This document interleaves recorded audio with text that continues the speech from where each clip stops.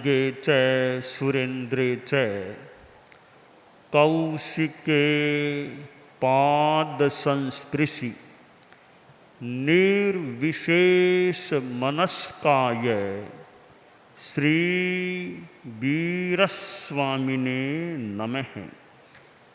भगवती सूत्र में कहा गया है,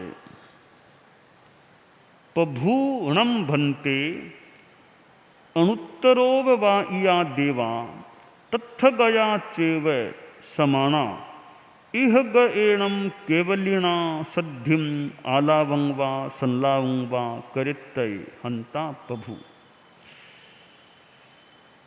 प्रश्न किया गया कि भन्ते अनुत्तरोपपातिक देव अपने विमान में रहते हुए मनुष्य लोक में स्थित केवली के साथ आलाप अथवा संलाप करने में समर्थ हैं? उत्तर दिया गया, हाँ समर्थ हैं। 4 प्रकार के देव निकाय होते हैं, भवनपति, वानमंतर, ज्योतिष्क और वैमानिक। वैमानिक में बहुत उच्च कोटि के देव होते हैं। देवों में सबसे उच्च कोटि के देव अनुत्तरोपपातिक देव होते हैं, ऐसा प्रतीत होता है। वे देव बहुत दूर हैं। तो प्रश्न यह किया गया है कि वे अनुत्तरोपपातिक जो सबसे ऊंचे हैं, बहुत बड़े हैं, बहुत विशिष्ट हैं, वे वहाँ स्थित अपने विमान में स्थित यहाँ जो मनुष्य लोक में केवल ज्ञानी हैं उनके साथ वार्तालाप कर सकते हैं क्या? यह प्रश्न क्यों किया गया? पहले भी प्रसंग आया था कि 2 देव 7वें देवलोक से आए और मानसिक रूप में वो एक मानो वार्तालाप भगवान महावीर के साथ किया था। तो मानसिक रूप में बात करने की बात आ ही गई, फिर ये क्यों पूछा गया कि अनुत्तरोपपातिक देव आलाप संलाप केवली के साथ कर सकते हैं क्या वहाँ स्थित रहते हुए? इसका कारण यह हो सकता है कि वे 2 देव महाशुक्र से आए थे 7वें देवलोक से। वे तो भगवान महावीर के पास आकर के फिर बातचीत की थी, फिर यानी संवाद किया था।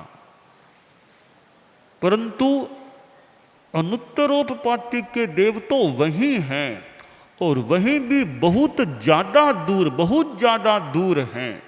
तो इतनी दूरी से वहाँ स्थित यहाँ स्थित केवली के साथ आलाप संलाप कर सकते हैं क्या? तो इस प्रश्न की पृष्ठभूमि में कि दूरी बहुत ज़्यादा है, तो वहीं से सामने दिखते नहीं है, प्रत्यक्ष इंद्रियों से दिखते नहीं, इस स्थिति में हैं, तो वे केवली के साथ आलाप संलाप कर सकते हैं क्या? एक बात और मन में आ रही है कि यों देवता ऊपर से ही बातचीत करेंगे तो तीर्थंकर केवली कितने व्यस्त हो जाएंगे। मान लो इतने देवता हैं, कोई पहले देवलोक में, एक दूसरे देवलोक में, एक भवनपति में, एक व्यंतर में, जो जहाँ बैठे हैं कि हम तो वहीं से बात करेंगे केवली से, तो केवली कितने व्यस्त हो जाएंगे।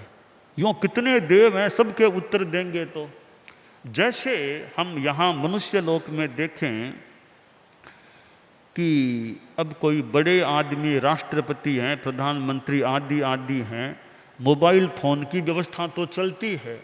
अब भारत में इतने लोग हैं, एक आदमी प्रधानमंत्री का फ़ोन लगाओ बात करो, तो प्रधानमंत्री किस से बात करेंगे, किससे बात? तो फिर व्यवस्था हो सकती है या की जा सकती है भाई कि सीधा प्रधानमंत्री ने, उसका सचिव है, उसके पास फ़ोन रहे, वो देख ले कौन व्यक्ति प्रधानमंत्री से बात करने के लायक है और कौन नहीं है, तो कईयों को वहीं वो टाल देगा, भाई यही यही बात खत्म है। बहुत इम्पोर्टेंट बात होगी तो प्रधानमंत्री को फोन दे देगा, आप इनसे बात कर लीजिए। तो जहाँ जरूरी है वहाँ प्रधानमंत्री राष्ट्रपति बात कर लें, बाकी सचिव लोग सलटाते रहें बात को। इस तरीके से कि प्रधानमंत्री राष्ट्रपति को हर किसी से बात करने की अपेक्षा नहीं पड़ती। कि मिलने के लिए आ जाएं तो मिलने के लिए भी तो बहुत साधन है, बहुत आ सकते हैं। मिलने के लिए जो सचिव है वो हर एक को टाइम नहीं देगा, जरूरी है या अपेक्षित है उनको टाइम देगा, साक्षात मिलने के लिए हर किसी को टाइम भी नहीं देता। तो इसी प्रकार भगवान महावीर या केवली हैं कि इतने देव, आसाधना न हो बिल्कुल भी देवों की, इतने वहाँ से प्रश्न करेंगे तो किन किन को जवाब देंगे केवली तीर्थंकर। तो बात यह आती है कि भाई जो यहाँ आ सकते हैं उनको तो जवाब दूर से दे ही क्यों, जो नहीं आ सकते उनसे मान लो जवाब दें।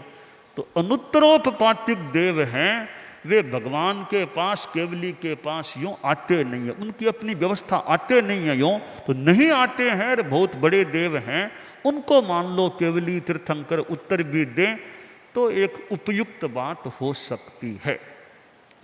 तो वे अनुत्तरोपपातिक देव हैं, उनके मन में कोई जिज्ञासा हो, प्रश्न हो तो वे किसको पूछें? तो वहाँ तो कोई केवली है नहीं, पूछें भी किसको? आखिर मनुष्य लोक से ही संपर्क करना आवश्यक है। देवता तो सब वो तो मोटा मोटी समान स्तर के हैं, किन से पूछें? तो ज्ञानी, केवल ज्ञानी हैं, उनसे संपर्क करना आवश्यक होता है। तो फिर वे आते तो हैं नहीं और कोई उपाय नहीं, तो वे वहीं से अपना प्रश्न पूछते हैं। वो आज जो ये फोन की व्यवस्था है कि मोबाइल फोन से कहाँ बात हो जाए, तो यह मोबाइल फोन अब इन वर्षों में चला है, फोन थोड़ा पहले भी चल गया होगा, पर फोन भी स्थूल है, फोन को तो फिर भी हाथ में लेना पड़े, करना पड़े। वो बिना फोन के ही वहीं से बात होती है, सीधा यहाँ से उत्तर जाता है, बिना कोई फोन के माध्यम के। वो पुद्गल को ऐसा वो जान लेते हैं, दूर बैठे देवता, केवल ज्ञानी उनके मनोभावों को जान लेते हैं, देवता इनके मनोभावों को जान लेते हैं, आपस में वार्तालाप हो जाता है। तो यह फोन का आविष्कार तो बाद में हुआ है, यह आगम में दूर से, यह दूरभाष, फोन का नाम है दूरभाष। तो यह केवलीकार अनुत्तरोपातिक देवों का दूर भाषण, दूर से बातचीत होती है। और बहुत एक महत्वपूर्ण बात आगम में बताई गई है कि वो दूर से बात एक बार या अनेक बार दूर से ही वार्तालाप कर लेते हैं, आलाप संलाप कर लेते हैं। वो जो भी प्रश्न हेतु कारण हैं वो पूछते हैं, तो मनुष्य लोक में जो स्थित केवली हैं वे उनका उत्तर दे देते हैं। तो यह एक जो ज्ञान का या एक प्रश्न और उत्तर का क्रम बनता है, वो मनोद्रव्य वर्गणा, केवली के जैसा कि अनेक बार कहा गया होगा, भाव मन तो होता नहीं है, पर वो द्रव्य मन के जो पुद्गल हैं उनको वे देव जान लेते हैं। यह एक मानसिक संप्रेषण का सिद्धांत आगम में प्रतिपादित हुआ है। और प्रश्न करता है तो उत्तरदाता है, तो समय आदि की अनुकूलता हो तो कोई प्रश्न पूछे तो उत्तर भी, जानकारी है तो फिर देना चाहिए। उत्तर नहीं देंगे तो प्रश्नकर्ताओं को ज्ञान कैसे मिलेगा, उनका ज्ञान कैसे बढ़ेगा। इसलिए जो विद्वान हैं, जानकार हैं, ज्ञानी हैं उनको कोई प्रश्न पूछें, समय आदि की अनुकूलता है, उपयुक्तता है, क्योंकि कई बार हर कोई बात हर किसी को बताना भी ठीक नहीं होता। प्रश्न पूछने वाले ने पूछ तो लिया, तो उत्तर इसको देना चाहिए या नहीं, उत्तर मेरे उत्तर के लायक यह व्यक्ति है या नहीं, कि लगे उत्तर देने में लाभ नहीं है तो ठीक है भाई, उस बात को टाला जा सकता है भी, ठीक है इस बारे में अभी बात करना नहीं चाहते तो छोड़ा भी जा सकता। किंतु जो उचित लायक व्यक्ति है, उत्तर भी पास में है, तो फिर अनुकूलता के अनुसार ज्ञानी आदमी को उत्तर भी देना चाहिए ताकि दूसरों का ज्ञान बढ़े। इसीलिए जिज्ञासा समाधान कभी कभी होता है कि एक आदमी प्रश्न करता है, कितनों को जानकारी उत्तर मिल सकता है। तो भगवती सूत्र में ये गौतम स्वामी ने मुख्य यार, और भी संतों ने, कोई श्राविका ने भी हो सकता, प्रश्न पूछे हैं, उत्तर दिए गए हैं। तो एक व्यक्ति प्रश्न पूछता है, फिर वो उत्तर जब सही रूप में आता है तो कितनों को वो ज्ञान मिल सकता है। तो ये मनुष्यों को तो मान लो उत्तर मिलना सामान्य बात है, देवों को दूर बैठे उत्तर प्राप्त हो जाना वह है अपने आप में एक विशेष बात होती है।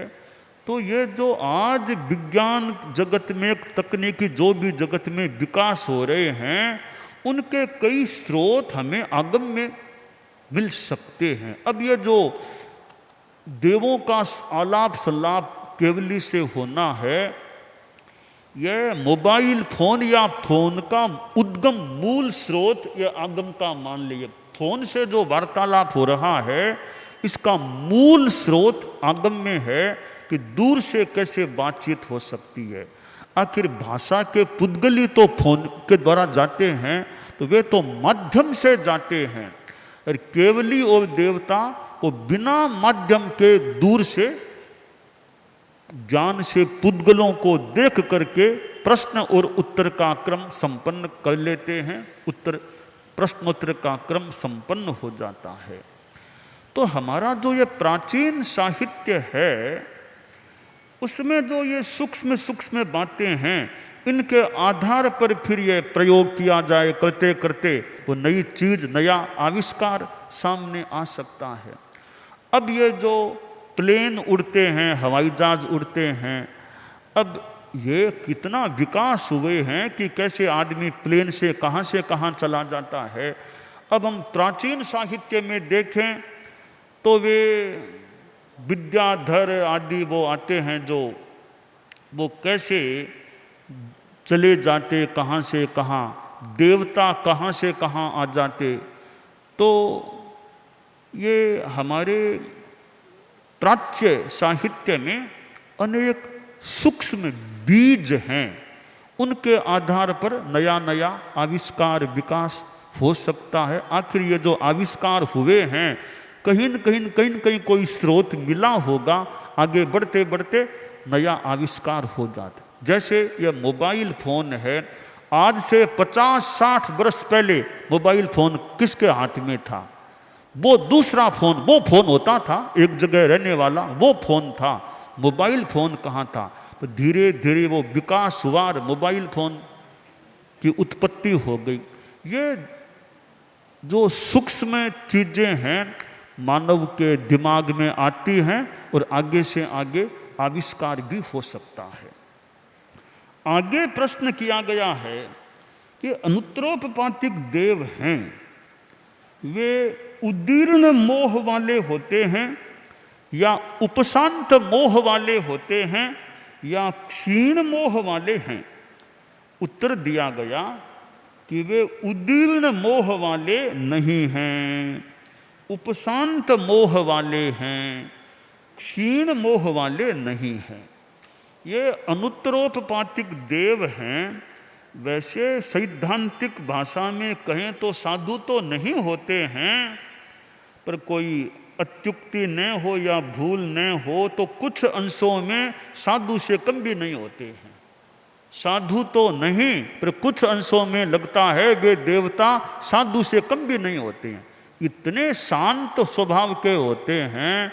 कई कई संतों को फिर भी गुस्सा आ जाए, मान लो कभी गुस्सा आ जाए, पर वो अनुत्तरोपातिक देव हैं, वे लड़ाई झगड़ा गुस्सा ये थोड़ा ही करते होंगे।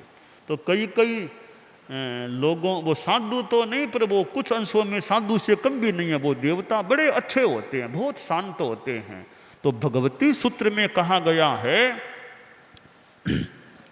कि अनुत्तरोपातिक देव हैं, अनुवाद है उसके आधार पर, कि वे उदीर्ण मोह वाले नहीं हैं। मोह उदीर्ण नहीं होता है, उपशांत मोह वाले हैं, क्षीण मोह वाले भी नहीं हैं।